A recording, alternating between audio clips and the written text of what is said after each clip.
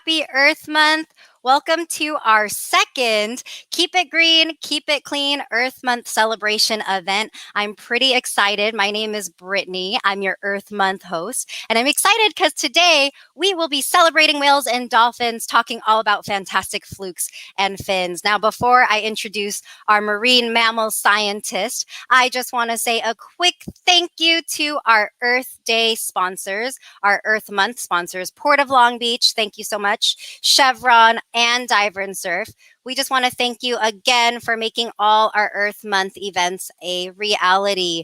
Now, if you haven't grabbed your paper and your pencil, I have a pen, but a pencil is easier. Later, we're going to be doing a dolphin directed drawing. So if you want to join us, be sure to grab a paper and a pencil and an eraser, and you can draw a dolphin with us. And it's going to be a lot of fun. One of our volunteers actually set that up for us. And I even have a dolphin sticker that's going to go to a lucky winner today. Now, how will you win this sticker? Well, throw comments in the chat, throw questions in the chat. We love your participation. So the more you throw in the chat, we will pick a random winner from our chat. All right. I'll give you some reminders as we go. Ooh, let's start with this. Throw in, if you were in the ocean, what animal would you want to see? That's your first question. If you were in the ocean, what animal would you guys want to see? Now, I have Eric, our marine mammal scientist here. Eric, hi, Eric. Don't forget to unmute. Hello. I'm pretty excited to introduce Eric, our marine mammal scientist. He has a lot of cool things to show you, and I just love seeing it every single time. Well, how's everybody doing out there? Thank you, Brittany. That was so cool. Anyways, of course, I have my favorite animals. Yes, they happen to be what you're about ready to see shortly right here, whales and dolphins. Well, let me tell you something. You know, some people consider me a whale and dolphin scientist, a marine mammal scientist. What does it take to become one of those scientists? Easy. The love, the passion of the environment. With me, the love and passion of the ocean. Seeing these incredible, huge animals, these whales and dolphins, just coming up, taking a breath of air, coming back down underwater. Because you know what? We only see a fraction of, what they do. They come up, they breathe, they go down. What do they do underwater? Great question. This is what keeps me going and stuff. So in this video, you'll be coming on an incredible journey with me. I'm going to take you on that journey, and we're going to be seeing the largest animal in the whole world. The big, mighty, huge blue whale can get over 100 feet long. What's 100 feet long? Simple. Put 3 school buses together. That's pretty close to 100 feet. My boat is about 20 feet. Put 5 of my boats together. That's about almost 100 feet. And you're going to see a great comparison in there. So, and also picture these animals that are 100 feet long. They have hearts. The heart pumps blood. Our heart in our bodies are the size of our fists. Guess what the size of a blue whale heart is? Yes, the size of a small car. But you have this animal that's so large, the heart is so large, its throat is the size of a dinner plate or your head. Because when they feed on this tiny stuff called krill. Yes, this is baleen of a whale, and baleen is a filter feeding thing. Instead of having teeth, these guys goes right up in there, and that krill gets all in their mouth, and they actually filter feed, get that water, get that krill. They use their tongue, compress it against the roof of their mouth with the baleen, and all that food happens to stay in, and they swallow it through their tiny little throats. So these animals are so incredibly awesome. But yet, wait, our journey keeps on going. Yes, you're going to hear this right. I'm going to send you on a journey with my favorite animals ever in the whole ocean, in the whole world, killer whales. Orcas, yes. You know why they're so special to me? Because they're just not a giant big dolphin. They're the largest of the dolphin family, and they just don't go over and just go eat sea lions and dolphins and other things like that, what they want, just because they want to kill them. No, they live in families. And each family member basically has something what they have to do to contribute to that family. And guess who leads that family? Yes, it is a matriarch society. If you don't know what that means, the ladies, the oldest lady in the whole family group leads that their family where they can find food. It's time to play, and it's time to kibitz whatever killer whales do. But it's just not killer whales. Yes, right out here in Manhattan Beach and Santa Monica Bay, we do have orcas that come out here. We have a few families that come out here, but one family I'm going to actually kind of like highlight. It's very, very, these animals I have been around for since I'm going to say 10 years, saw their babies grow up. I can give you a number. It's called the CA51s, but forget about the number. Let's talk about Star is the female, the main female of the whole group. Star had 2 sons and still has them, Bumper and Orion. They're in about their 30s and 40s now, whatever, up there in age. And then the littlest one is named Comet. She is now 11. But you're going to hear another name called Aurora. Yes, Star had a daughter, still has a daughter. She wanted to say, Mom, I can do things on my own. And she is raising her own family right now. And she has a little calf. And you're going to see that family. And then you're going to see another family that comes by that only feeds on sharks. Yes, you heard that right. So the journey keeps on continuing. Ooh, I almost forgot this one. How does it feel to go on a boat and look straight down on bow riding dolphins as they just have so much fun playing in front of their boats and everything like that? So someone's going to tell me, why do they bow ride?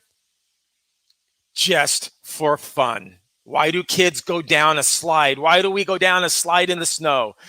Just for fun. Dolphins need fun to survive, believe it or not, in the wild, because there's so many things that they have to think about and do in their families. But you know what? That's enough of me gabbing. Let's go on our journey right now. Hop in my boat and let's go see that giant blue whale. Look at that animal. Whoa, wait. Look at that blowhole. He goes, those blowholes, that nostril is so big. Here it comes again. Here it comes again. I want to emphasize that. Do you know how large that nostril is? I'm going to tell you. There it goes.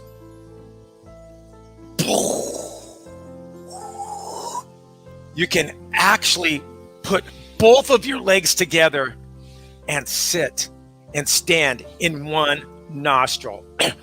That giant head is at least 20 feet long, the length of my boat, which is beautiful.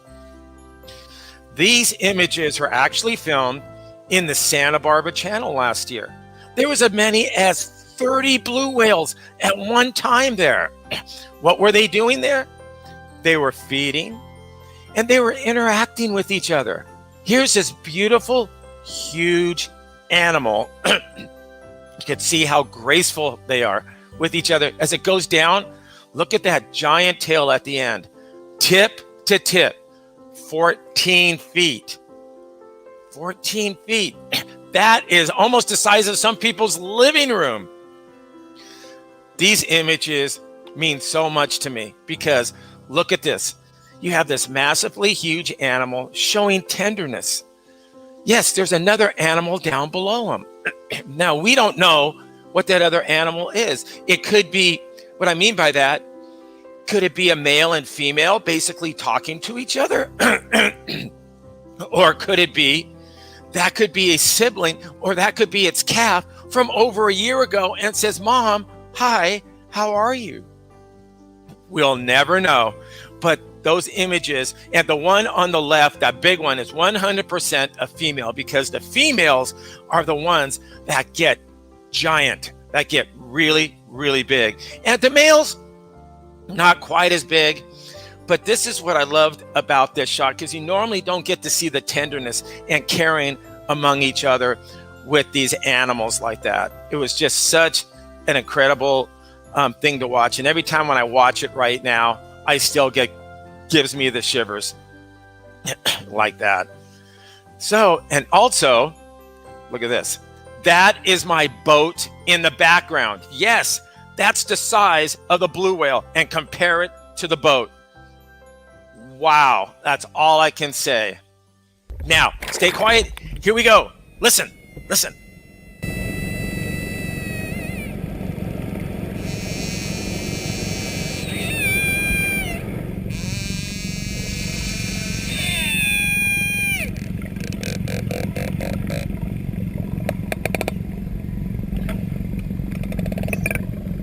Give an applause to Star, the mom on the right, and the daughter.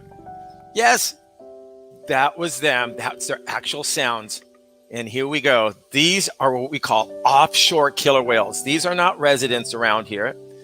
And look what we found off to the right-hand side. So tender, so incredible. Mom and baby. The baby is nursing. Look at that. The baby's coming up right now.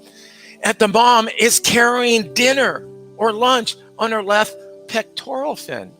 Do you know what that is? Yes, if you guessed shark, these are the shark feeding orcas. Just how you guys bring bag lunches to school or work. She doesn't have a bag, so she puts it on her fin and she carries it around with her until they're ready to share it. You heard that word. They share their food. It was so incredible. And here is Star's other daughter. This is Aurora, having fun right there. And pretty soon you're going to see Aurora's calf come up and take a look at the guy in the boat. It's called a spy hop. Here we go. There's the spy hop. Yes, those two, I just want to let you know that whole family was seen 2 days ago up in Monterey right now. They're probably up in Monterey. This image is so tender. Here comes Aurora up to, yes, you're going to hear this right, adopted son. This is Andy. Yes, this is kind of hard, but Andy lost its mother several years ago when Andy was smaller. But Aurora came up and said, you know what? Don't worry about it. You're not going to go by yourself. We're going to adopt you. And that's exactly what happened. So what Aurora is doing right now is giving him sign language to say, hey, I need you to go someplace else out there, and we're going to go down inside, because I hate to tell you this, but there were some dolphins. They were looking to have lunch. So, speaking of carrying lunch, there they are. There's the 51s. There's Star grabbing her lunch. Yes, it probably is a seal in her mouth, carrying it around with her to help her feed the rest of her family right there. Like I said, they don't have lunch bags, but they carry their food with them, which is really, really, really cool. And here we go. Here's Bumper. Bumper gets its name for a special reason. He loves to pump boats. And yes, Bumper does know me. I remember Bumper several years ago when he didn't have that tall dorsal fin. It's only the males that has that huge 6-foot dorsal fin. The females are a little bit smaller. Male orcas can get up about 30 feet long. Females, maybe 25, 28. And here comes a family portrait of these beautiful guys. That's a whale watching boat next to us right there. That's Newport Coastal Expeditions. And they're the two brothers, Orion and Bumper and Star and Comet that just came up. And here comes Camera Hog right there. Comet again saying hello. We were in a 13-foot inflatable boat when we shot this, but Mom comes up and says, no, This is how it really is. You're supposed to come up and really take a single picture, a beautiful picture. This is how you do it. You just don't go by the cameras. Yes.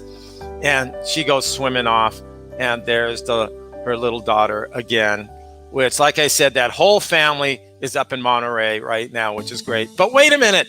Let's go see their cousins. Let's go on a dolphin run. And here we go. When you find dolphins, you always find birds. Here we go. You are looking at the Pacific bottlenose dolphin. This is how they ride, just like surfing. There we go. Those are common dolphin right there. That's common. Look at the 3 different colors, which is right there. Oh, here we go. Look at this. Mom and baby bottlenose again. You're probably wondering how I got this picture. Well, I made something called a torpedo cam at a PVC pipe, towed it behind my boat with a camera facing the other way, and the dolphins were looking at it going, wait, what are these? Those are false killer whales rocking out to the music. They're very curious, especially this guy. Look at this guy. What are you doing? He's looking at me. What is that thing in the water? Yes, you heard that right. False killer whales. And this is how it looks from the sky. And this is how it looks when there's lots of food in the water with sea lions and seagulls and dolphins. And the best way to end an incredible dolphin encounter is as the sun goes down. It's just so heartwarming. And your body just goes like, oh, it's so relaxing being in the water with these guys as the sun is going down right next to Manhattan Beach Pier. Yes, you heard that right. There's the Roundhouse Aquarium right there. And to end this is with an incredible, beautiful, you've seen this right, pink sunset. I hope you guys enjoyed that part of our trip. But it's not over yet, because first of all, I have to send it back basically over to Brittany, because she has to basically have a word from our sponsors to thank them. All right, Brittany, it's back to you. Thanks, Eric. That was amazing. I've seen that video a few times, and every single time I really, really love it. I love everything. And I don't know if you saw in the chat, but that was underwater video shots. That was just on the boat video shots. There were drone shots, and even shots from something called a torpedo cam. So there was a lot of different ways that Eric was filming all these different animals to show you all. Now, like Eric said, I want to do another shout out to our segment sponsor, the Port of Long Beach. Thank you so much to the Port of Long Beach. Did you guys know that the Port of Long Beach has been at the forefront of environmental stewardship? That's right, they have. They've been a leader in the goods movement industry in pursuing a zero emissions future and other cutting edge measures to reduce the impact on people, on wildlife, and in the world. So thank you again to the Port of Long Beach. We salute you for being a vital partner in keeping our Mother Earth safe and protected. And what a beautiful shot. Thank you, thank you, thank you to the Port of Long Beach. Now, just a reminder, don't forget to add your comments, add your questions to the chat so that Eric and I can see them. Sometimes I'll be answering them in the chat. Eric might answer them out loud, and one of you will be the lucky winner of our sticker. The lucky winner of our sticker. Now, and also don't forget your pen and your paper, because after the next segment, we're going to be doing a dolphin drawing. But I think Eric actually has some extra footage, am I right, that he can show you, and he's prepared for you. Yes, well, thank you, Brittany. That was so great. Like I said, I'm not done with you yet. So over the last year and a half, some of you might have witnessed me at the end of the pier, kind of like studying the dolphins that are going back and forth. Wait, did I just say dolphins? And I said back and forth from where? Ooh, great surprise. You don't have to go out on a boat to go whale watching. Yes, you can come right here to Manhattan Beach Pier. And at the end of Manhattan Beach Pier, we have dolphins, not just any dolphins. We have coastal bottlenose dolphins. And here's a big surprise. Through our studies, we found out we have 3 family groups that are residents here all year long. That's what residents mean. They're here all year long. And through these years, we were actually able to see how many's in a family group, anywhere from 15 to 17. We actually were able to see babies almost being born, just 2 hours old. And through this year, we were actually able to watch these young ones get bigger and bigger. And actually, what does the rest of the family do when the babies start growing? How does the mom react? The playtime with them. You know what? I'm going to again stop talking, because the only way to really see these guys is from the air. So what are we going to do? Let's send the drone up and let's see exactly what these guys like to do on Manhattan Beach beaches. Here we go. Yep, I am searching for them, and guess what? They are coming by. So here goes the drone. And there we go. Look at what we have. Look at how close to shore is. This is a bottlenose dolphin looking actually for fish in the sand. And he turns and he looks, and guess what? He meets up with his other family members. And what you are looking at is them looking at, it's called a bait ball. A bait ball is a bunch of fish in a giant ball, and those are sardines. And yes, sometimes you meet up with paddle boarders and the dolphins will swim under there.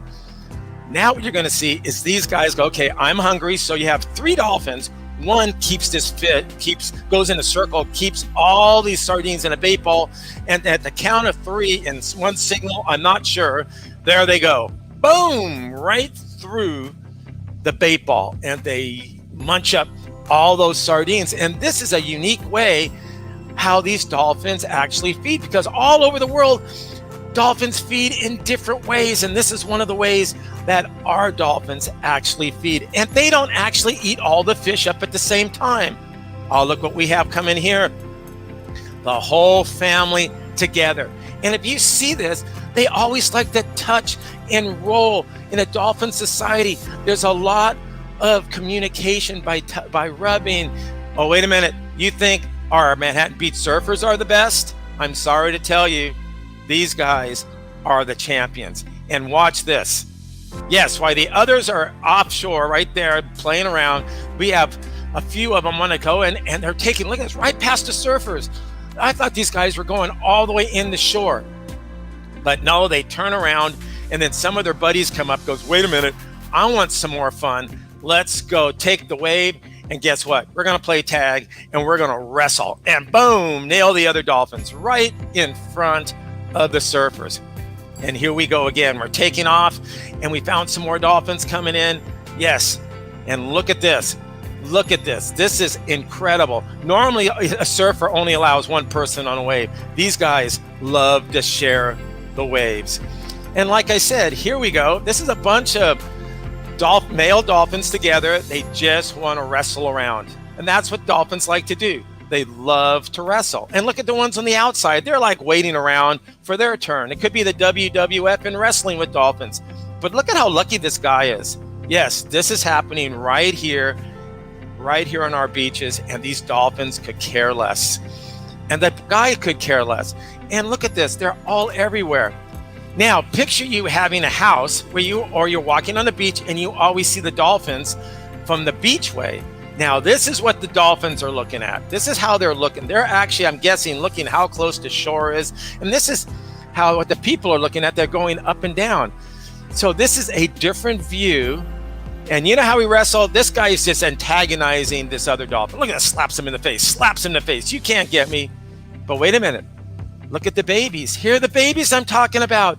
These guys were born almost a year, last April. It is a year. And this little guy is chasing a fish for the first time. He's going upside down because he can see the fish, but I'm sorry, he didn't get it. That bird actually snagged it from him. You want to see that little guy just 2 hours old? There he is. And there's mom. Mom's trying to get him up toward the surface right now. Those are bottlenose dolphin. Yes, those are the bottlenose dolphin. And the mom's trying to introduce him to the rest of the family. Look at this. He's trying to okay, come over here. I want you to introduce that. Wait a minute. There's the mom again. That mom has two babies. Yes, they're babysitting. And this baby goes, wait, mom, I want a drink. I want a drink. The baby got a little drink. And guess what? I think it had a little bit of milk stuck on its mouth. Wipe it off. Wipe it off for me. There you go. Okay, I'm clean. You know what? You know how sometimes birds bug us? They steal our food on the beaches. Well, this bird stole a fish. No joking, from this dolphin. And this bottlenose dolphin comes up and goes, man, you shouldn't have done that. I'm going to chase you. So you get all these cool things happening, which is so neat. But wait a minute. We all come up to the end of the pier and say, you know what? Look at the sea lions. We do have sea lions, and they feed in these bait balls all the time. They always, and they work the same way, just as the dolphins do. Try to come up, and there goes a pelican. So, you know, our battery's going kind of low in the drone right now, and we have to bring the drone back for the next adventure, for the next journey. I hope you guys really, really, really enjoyed watching the blue whales, the orcas, the bottlenose and common dolphin that live off of our shoreline. And then hopefully you really enjoyed what's going on with our dolphin, which is right off Manhattan Beach Pier. If you want to know what we actually has, we name them, we call them bottlenose dolphin family A, B, and C right now. Hopefully we'll get a whole catalog together. We get them names, and everybody will help us name them. But in the meantime, right now, I'm going to send it back over to Brittany for a few more words here. And guess what? We're going to find out what kind of artists all of us are. I can't draw. So hopefully you guys do a heck of a lot better than what I can. Okay, Brittany. Thanks, Eric.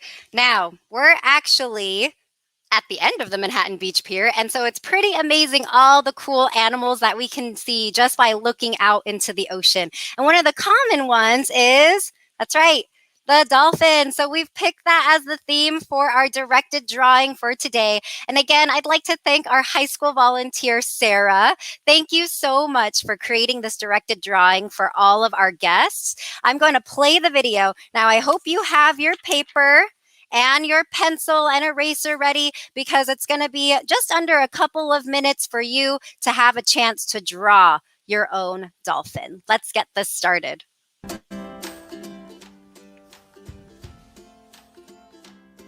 First, add the body of the dolphin, which is a little arch that's sort of bubbly. Then add the nose, which is a tiny oval, and erase the extra line. Now add the tail fins, which are kind of like triangles, but there's two of them and they're sort of rounded. Now add the dorsal fin on top, which is another rounded triangle. Next, add the fins on the side, which are also rounded triangles. Erase the extra line, and don't forget the fin on the other side.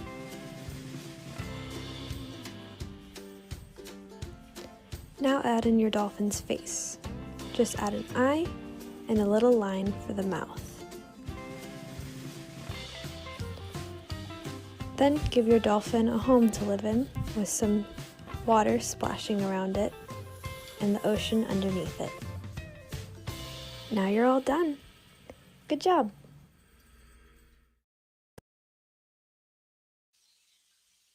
Wow, Sarah, you are very talented. Now, I know Eric said that he wasn't a very great artist, and neither am I, but I think practice makes perfect. So I agree. I actually drew my very own dolphin. What do you guys think? Eric, what do you think? There is a species of dolphin out there. If you guys look it up, we don't have a picture of it here. It's called a rough-toothed dolphin. So, Brittany, I'm going to give you kudos. You just drew a rough-toothed dolphin. There you go. Not a rough draft dolphin. Not a rough draft dolphin and everything. So, yes. Well, I teach classes to third through fifth graders, and they have told me that my drawings have gotten better. So none of you give up. And if you want to go through and you want to color your dolphin, take a picture of it and tag us on Twitter, on Facebook, on Instagram. Please feel free. We would love to see what you guys have drawn today. All right. So we're not done. We're almost done, but we're not quite there. We've seen some really amazing animals from the largest blue whale to the dolphins out there. But I think Eric really wants to talk about kind of how can we protect these amazing animals that we see out in the ocean, right, Eric? I definitely would like to tell you that. But first, a really good question came upon when I read it out here. And the question was, what do the birds tell us? Simple. The birds tell us when we're flying over the water, because when I go look for whales and dolphins, I look for birds. Well, first of all, we got to think, what do birds like to eat? Fish. Birds like to eat fish. So normally fish don't like to be at the surface of the water because anything can eat them up there, like the birds going down. So we think, something's bringing the fish up to the surface. It could be other fish, like bigger fish. It could be barracuda, bonita, whatever. It could be a shark brain. I don't know. It could be all that stuff. But a good 80, 90% of the time, it's dolphins coming up and bringing those fish up to the surface. So the dolphins are bringing the fish up to the surface, and the birds are looking down and going, food. So you get birds hitting the surface, and you got dolphins feeding down below, and sea lions, and you get one giant feeding frenzy like you saw in that one little clip of that bait ball moving all around. So that's exactly what birds tell us. But there's Eric, something else. Oh, sorry. When ahead. you're done, I have another question for you. So don't let me go tell that to me really quick. Okay. Ariel Hernandez, I missed this one, but I wanted to show you. It was a really great question. I think you're going to like it. How long do the whales live with their parents? Ooh, great question. You have another hour for me to talk? No. I'll simplify it. Baleen whales. Those are the big ones. Those are the ones like the blue whales, the fin whales, the humpbacks, and all those things that have this stuff, baleen, in them. They can stay with their parents. I should say stay with their mom, because there's no dad there. They just go off. And so they'll stay with their mom for about a year to maybe up to 2 years. Humpbacks can stay, up to 2 years and stuff like that. Now, toothed whales is a totally different story, because most toothed whales live in these matriarch societies. So some of them could stay with them the rest of their life. Take a male killer whale, or take a killer whale family. There's some killer whale families that the young ones stay for the rest of their lives. And then there's some other killer whale families, like what happened to the 51s with Aurora. Some of them, when I say break apart, one will break apart. If they're females, the females will break apart and want to start their own family. But just because they start their own family, that doesn't mean they come together.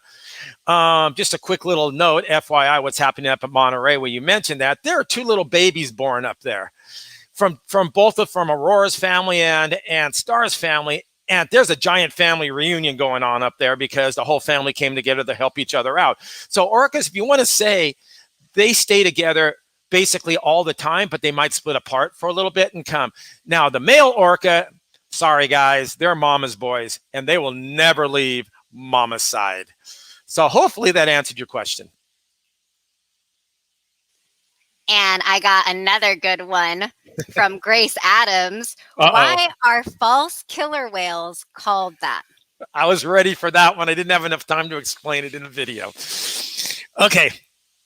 False killer whales. First of all, do they look like a killer whale? No. They look more like in between a hybrid of a bottlenose dolphin and a pilot whale. It almost looks like that. But anyway, so they're called false killer whales. The scientific name is called pseudo-orcas, which means false killer whales. And it comes from, these guys can be very aggressive in their hunting. Most of these false killer whales throughout the world, they like warmer water. Ours that come around here every March and April, sometimes in the May, they come up from Mexico. And ours come up into Santa Monica Bay, turn around, go back down. They were already up in our area a couple times about a month ago. And so they call them false killer whales because it's things what they've been known to eat. Our population up here likes to feed mainly on, to you fishermen out there, you're going to hear this right, white sea bass. We have seen them take 40 to 60 pound white sea bass. And what they do, they go under the water, deep down, 200-300 feet down, bring them up as fast as they can, and inflates their swim bladders inside of them. So here's now the white sea bass cannot go back down underwater anymore. And then the false killer whales, again, just like the regular killer whales, they share their food. One grabs it, passes it to another, and they feed the whole thing that way. And another kind of food, what they like to eat here is yellowtail, all of our favorite. Other pseudo-orcas or false killer whales in other parts of the world, they've been known, I hate to say this, take out baby dolphins. Yes, that's because of, or take out young sea lions. So because of their aggressive way of feeding, they came up with this word, false killer whale. So that's where the word false killer whale came in, through their very aggressive way of feeding. And in Hawaii, I know the false killer whales have been known to attack some of those animals there, as well as yellowtail in Hawaii. All right. Back to you. Okay, well, oh, there she is. I think I looked, and that is it for the questions. So now we can go back to our next video for the messaging. Thank you, Eric. You're welcome. No problem. So you've seen me basically being out there in the water all the time. I mean, I'm out there like 3 or 4 times a month, and there's something out there that really breaks my heart, is balloons. There's a lot of trash floating around, but balloons just breaks my heart. At one given time, we can pull out about, I'm not joking with this, 30 to 40 balloons in a 4-hour period. So what a lot of people don't realize is when the balloon gets sent up and it drifts, either it drifts inland, it can go inland, and animals such as the desert tortoise is getting affected by it, or other birds use them for nests and then they get affected.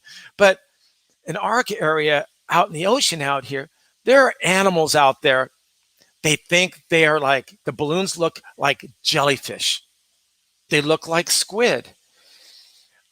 90% of everything out in our oceans eats squid. So when these balloons start to deflate and everything, they start floating around like that. And I can tell you out there that everybody hears about sea turtles. Sea turtles, that's basically, for a sea turtle, almost the number one cause of death is balloons. Or they eat them, or they get wrapped up in all that line and everything which is around them. And dolphins, I've seen dolphins come up on the beach and they have balloons in their stomach. Now, I don't mean little bits of balloons. A sperm whale came up on the beach in a different part of the world.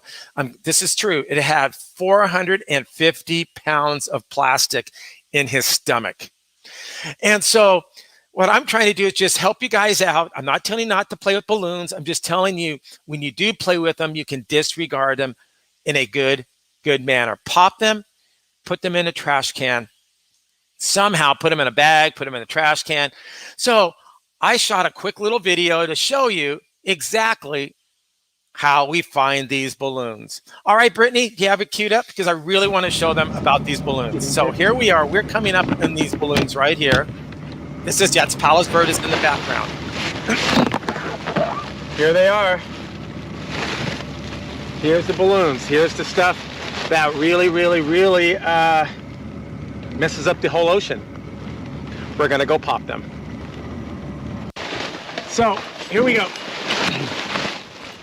If you don't have a knife, use a key. Pop, pop.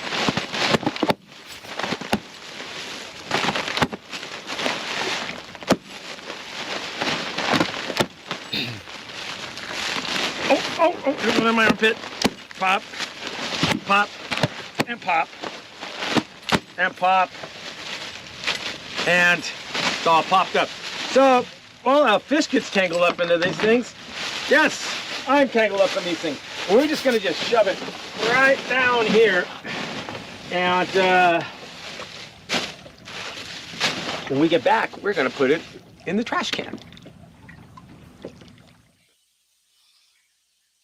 All right. Well, for me personally, that concludes our journey out there. Hope you guys enjoyed everything.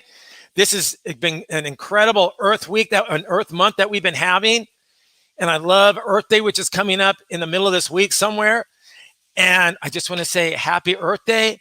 And I hope to see every one of you guys here in the aquarium very, very soon. And hopefully watching the dolphins out there. And Brittany, we're handing it right back to you. Thanks, Eric. Thanks so much. Thank you for taking those balloons. That was not staged, everyone. Those balloons were out there in the ocean, and Eric must have saved quite a few animals from eating those balloons. So again, thank you all for coming to our Earth Month event. I just want to give one more shout out to our Earth Month sponsors, Port of Long Beach, Chevron, and Dive and Surf. And I would also like to announce our sticker winner. So congratulations to Ariel Hernandez. Congratulations. I am going to type our email. There we go. Into the chat. Feel free to email us and let us know that you were the winner, and we will coordinate sending you the dolphin sticker. And I like this one because it says Manhattan Beach on it.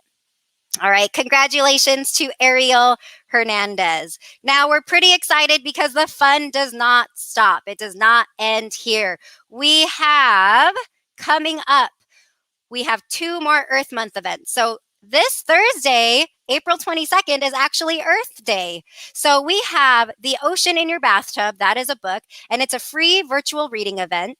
And it's on Thursday, April 22nd at 5 p.m. And what's really exciting is that the author, Seth Fishman, that's right, I'm not making this up. His name is Seth Fishman. He is going to be there to answer any questions for you guys, as well as one of our other marine scientists, Marissa. She'll be there to answer questions about some of the animals in the aquarium or in the ocean. So we hope that you can come to that. And then our last event is going to be next Saturday at 9:30, all about the amazing tide pool animals and the tide pools. So be sure to go onto our website to register for those. And if you didn't know already, we're open to the public. That's right, we've finally reopened our doors. We have a new system, a reservation system. So be sure to go online to make a reservation. You have to do it about a day in advance. And if you remember our summer camp, we have an in-person summer camp for kids ages 4 to 7 and 8 to 10. Again, everything you need to know about Earth Day, opening, summer camp is going to be on our website, roundhouseaquarium.org. All right. We thank you guys so much. I'm going to actually bring Eric so that we could both say goodbye. We thank you all so much, and we want to wish you a great Saturday and a happy Earth Month. Bye, everyone. Bye-bye. Take care. Take care. Thank you.